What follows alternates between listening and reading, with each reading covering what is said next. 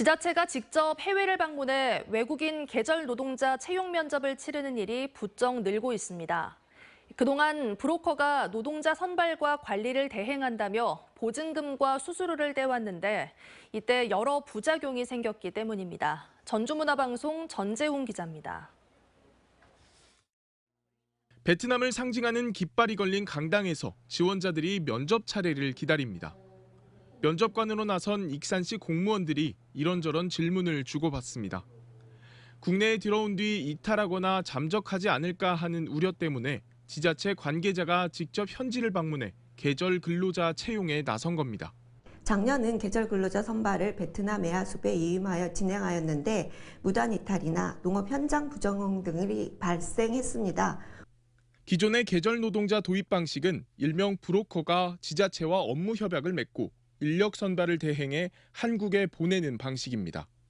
행정 절차 면에서 편리한 장점은 있지만 인력 추천과 관리를 맡는 브로커가 떼는 보증금과 수수료는 문제의 원천이 되기도 했습니다. 때론 1,000만 원 가까운 돈을 맡기고 들어오다 보니 준법 귀국보다는 이탈과 음성적인 재취업의 유혹을 뿌리치지 못하는 부작용을 낳는다는 겁니다. 실제 지난 2022년 전북에서 1,000여 명의 입국자 가운데 3분의 1이 이탈하는 일이 벌어져 안정적인 인력 관리가 고민인 것이 사실입니다. MOU 방식을 많이 선호를 했는데 무단 이탈자들이 거기서 많이 발생하다 보니까 가족 도입 방식을 좀 약간 변경을 좀 하고 있는 추세입니다. 결혼 이민자의 친인척에 한정해 계절 노동자를 도입하는 지자체도 확대되는 추세. 일찍이 결혼 이민자들의 가족만을 초청해온 김제시의 경우 지난 2년간 이탈자 수가 전무해 안정적인 관리가 확인된 겁니다.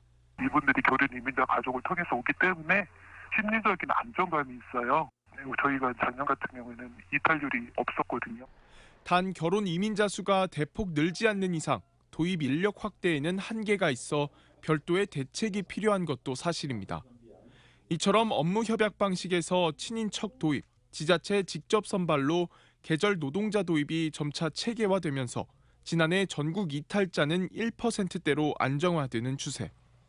하지만 여전히 브로커가 불법으로 일자리를 알선하고 급여를 착취했다거나 소개료를 떼먹었다는 불만도 여전해 지속적인 대책이 필요해 보입니다.